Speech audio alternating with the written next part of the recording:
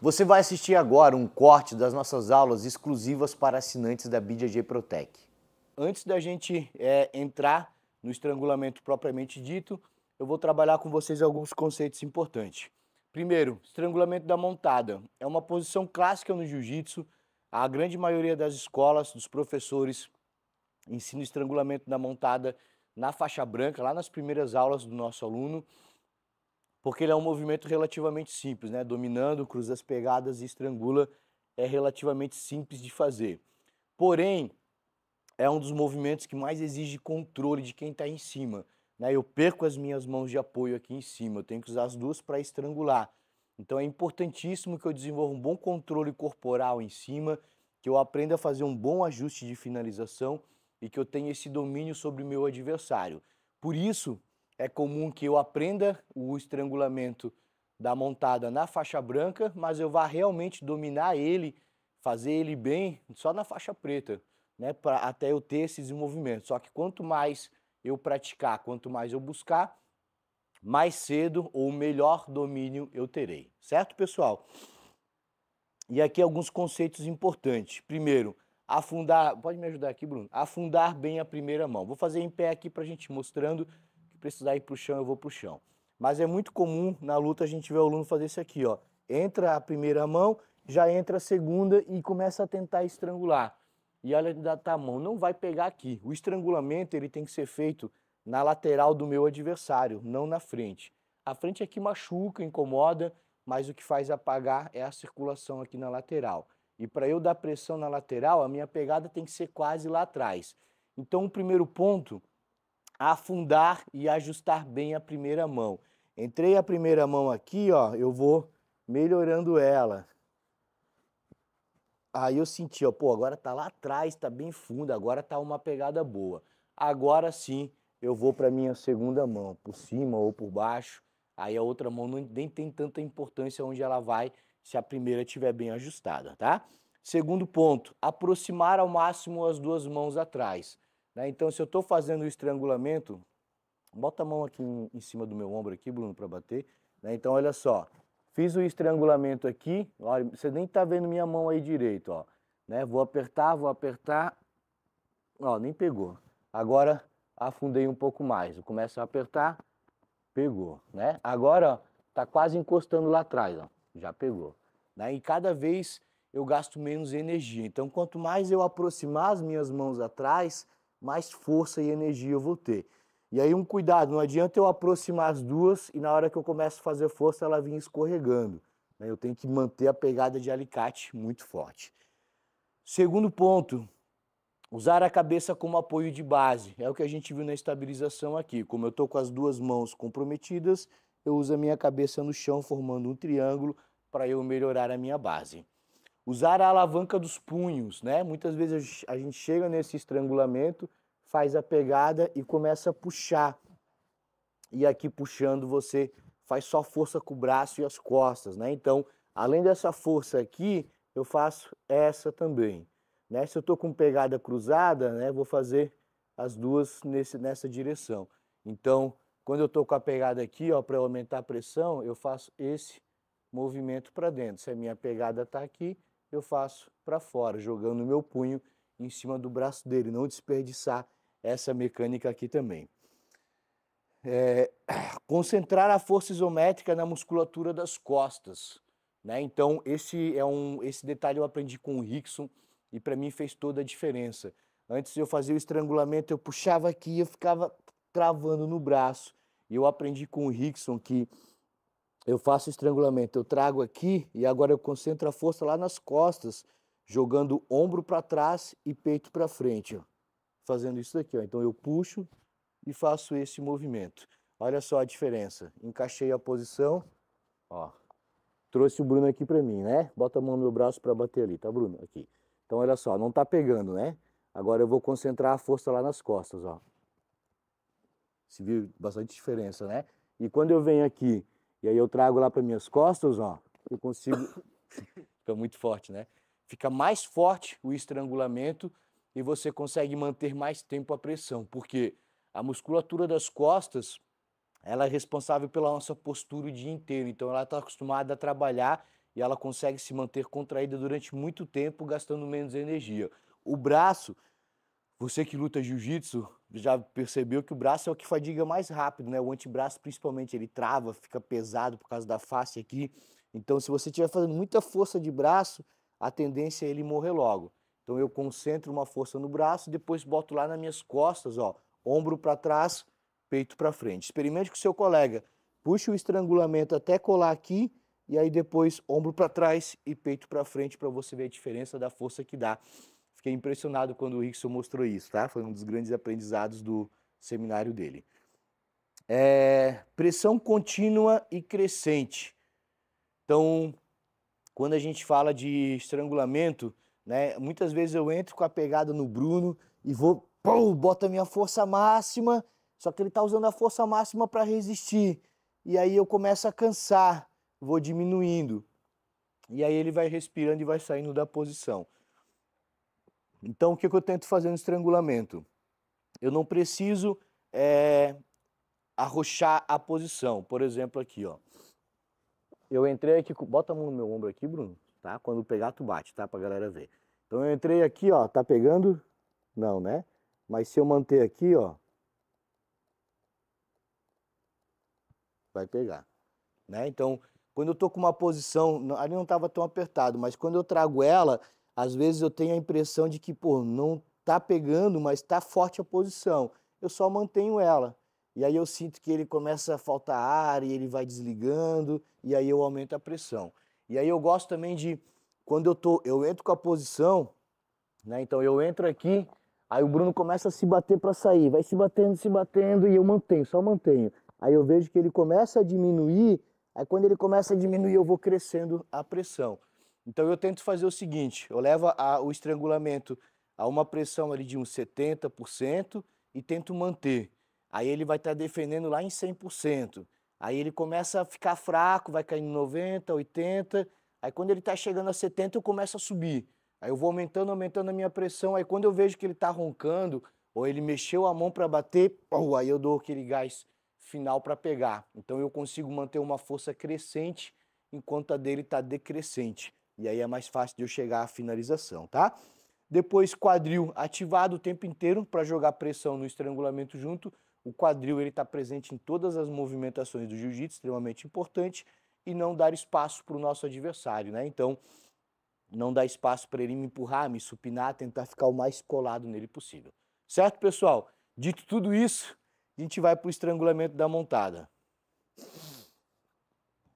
Então, pessoal, tem várias formas de eu fazê-lo, né? Então, eu posso vir aqui, por exemplo, entrar com a mão aqui no estrangulamento. Aqui um detalhe importante, levanta a cabeça assim, Bruno. A gente costuma fazer isso daqui, né? Entrar a mão e puxar. Um detalhe legal, ao invés de eu puxar, para mim, é eu abrir. Eu abro o kimono dele, ó, e aí eu consigo entrar a minha mão. E a minha mão, ela não entra reto. Eu entro jogando lá para dentro do pescoço dele, ó, ajustando bem a posição. Acho que não tá bom ainda, vou melhorando mais, até que a minha pegada fique boa, tá? Então, posso abrir para entrar e vou ajustando aqui. Mas uma outra técnica legal que eu gosto de fazer, eu costumo estabilizar o estrangulamento, a montada aqui, abraçando a cabeça do meu adversário. Então eu posso daqui, ó, já entrar com a pegada de gola nele, travando. E aí agora circulo, e para dificultar de ele me empurrar, eu venho com o meu antebraço já jogar pressão no queixo dele para lá. E aqui eu ajusto bem a minha primeira pegada. Então eu posso entrar direto com ela, ou eu posso vir aqui de baixo, ó, os 4 dedos por dentro, polegar por fora, circulo e aperto a posição. Ou ainda, posso também fazer polegar por dentro e os 4 dedos por fora também, tá? O estrangulamento, ele pode ser assim, pode ser assim, pode ser assim, pode ser assim. Então ele pode ter combinação, palma da mão para você, para o adversário, você pode ir juntando elas, desde que você entenda bem as mecânicas. Então, estou abraçando o Bruno, entrei com a primeira pegada, dei a volta, ajustei bem a posição. Agora eu vou para a segunda pegada. Também tem várias formas de fazer. Por exemplo, posso abrir um espaço no queixo dele e entrar minha segunda mão aqui por baixo, ó, ajustando a posição. vou lá, a cabeça no chão e estrangulo, certo? Posso também vir aqui por baixo, ó, entrar meu polegar por dentro, ou os 4 dedos, e também dar a volta e vir aqui e estrangular, certo? Posso também, ó, quando eu boto essa pressão no queixo do Bruno, me joga pro teu lado direito, Bruno. Não vai, ó. Pro lado direito não vai. Agora pro esquerdo ele consegue, ó. Aí eu coloco a minha mão lá e volto fazendo a barba dele. E faço uma pegada aqui em cima do ombro. E aí venho apoiar no chão e finaliza daqui. Então, o que eu costumo fazer? A primeira pegada entrou lá funda, né? A primeira pegada eu expliquei bastante. A segunda pegada, então, abro um espaço no queixo, entro a minha segunda mão por baixo, posso vir por baixo dele, fazer a pegada, cruzar, entrar do outro lado para finalizar, ou ainda, quando ele me joga para defender, apoiar a minha mão no chão, ó, e agora eu volto com a minha mão, ó, fazendo a barba, né? Eu digo fazendo a barba que eu passo aqui arrastando nele e venho fazer pegada do outro lado. Grosseria? Não, mas jiu-jitsu também não é gentileza, né, galera? Um querendo finalizar o outro, tá? Então essas opções aqui são as principais que eu mais uso, tá? Mais uma vez, então, entrei com a mão lá embaixo, eu vou fazer polegar por dentro. Ajustei a primeira pegada. Abro espaço no queixo, entro a segunda pegada, cabeça no chão, finalizo daqui. Segunda opção, venho por baixo da cabeça dele, faço a pegada do outro lado, circulei, cabeça no chão, finalizo daqui. Última opção, espero ele me desequilibrar ou eu mesmo me desequilibro com a mão no chão, volto fazendo a barba, encaixo a pegada e finalizo daqui. Então, essas são as principais ou as mais tradicionais variações de estrangulamento. Você pode passar todas elas para o seu aluno ou pode escolher alguma delas para praticar hoje, para não dar muita informação para ele, sendo que se trata de uma aula iniciante. E aí, aos poucos, você passando esses outros detalhes para ele. Eu só quis passar tudo aqui, porque tem professor que gosta mais de um jeito, outro de outro, e eu queria abrir a cabeça, nossa cabeça, para as possibilidades que a gente tem, tá bom? Então, basicamente, essa a movimentação que a gente trabalhou. Lembrando sempre dos conceitos que a gente viu anteriormente, força nas costas, cabeça no chão, usar a força do punho também, tudo como a gente viu, certo? Vamos fazer 8 minutos revezando esses estrangulamentos, revezando para dar um alívio para o pescoço, né? Cada um judeia um pouquinho do pescoço do outro e dá uma descansada. Aí a gente vai para a segunda técnica do dia, que é o Ezequiel, uma técnica clássica. Para contexto histórico, pessoal, o Ezequiel era um atleta de judô muito forte e ele finalizava os adversários dele de dentro da guarda. A galera fazendo guarda, ele jogava a movimentação que ganhou o nome dele de Ezequiel e finalizava com a mão aqui dentro, tá? A gente sabe que não é recomendável fazer isso dentro da guarda, apesar de que tem a maneira de fazer, tem a maneira de deixar a posição um pouco mais segura, mas não é tão recomendável fazer dentro da guarda, é bem arriscado. Então, o Ezequiel é mais usado na montada, na meia guarda, às vezes controle lateral também, mas principalmente na montada. E eu uso basicamente a mesma estabilização da aula anterior, abraçando a cabeça do meu adversário. Um detalhe para facilitar a entrada da minha mão é eu usar a minha cabeça também para fazer ele olhar para lá. Eu costumo usar a pressão do ombro aqui no queixo. Então agora eu posso vir com a minha cabeça, ó, empurrar a cabeça do Bruno para lá, para eu ganhar espaço. A minha mão aqui embaixo, eu vou entrar os 4 ou os 3 dedos aqui por dentro da minha manga e a minha outra mão eu entro por cima do pescoço dele, jogando lá do outro lado. Agora eu puxo o meu cotovelo desse lado para cima e afundo essa minha mão para baixo, finalizando aqui. O Ezequiel também eu posso fazer com a mão de soco aqui no pescoço dele, ó. Ao invés de eu entrar, a mão por cima, faço a pegada de gola, venho aqui no pescoço e ataco aqui. Mas só posso fazer com essa formatação. Eu não posso na luta vir com a mão de soco aqui e apertar o pescoço do meu adversário sem ter uma pegada de lapela, ou com a manga junto ou com a lapela do meu adversário. A mão sozinha, ela é proibida, tá? Então, mais uma vez, com a mão por baixo do braço da cabeça do meu adversário, uso a minha cabeça para criar um espaço, os 4 ou os 3 dedos por dentro da minha manga, cruzo o meu braço lá em cima do pescoço do meu oponente e venho agora puxar para finalizar. Posso fazer apoiando a cabeça no chão também. A outra mecânica, mão de soco, entra na lateral do pescoço e joga a pressão aqui, ó, puxando para baixo e afundando a mão de soco em cima do pescoço do meu oponente, tá? O Ezequiel é clássico assim, simples, mas assim como as posições anteriores, também exige bastante posicionamento e estabilização ali, como a gente falou em todos os detalhes da movimentação até aqui. O Ezequiel vamos fazer também da mesma forma, 8 minutos revezando, cada um executando um pouco. Depois a gente vai para a dinâmica do dia, né? A gente não tem feito luta na aula de iniciante, então a dinâmica do dia, partindo da montada, buscar estabilizar, ajustar e finalizar, enquanto o de baixo tenta sair. 10 minutos revezando 1 minuto cada um por baixo. Então nas aulas anteriores a gente viu estabilização da montada, se manter bem em cima. Agora eu quero que se mantenha bem em cima, mas que tente finalizar também.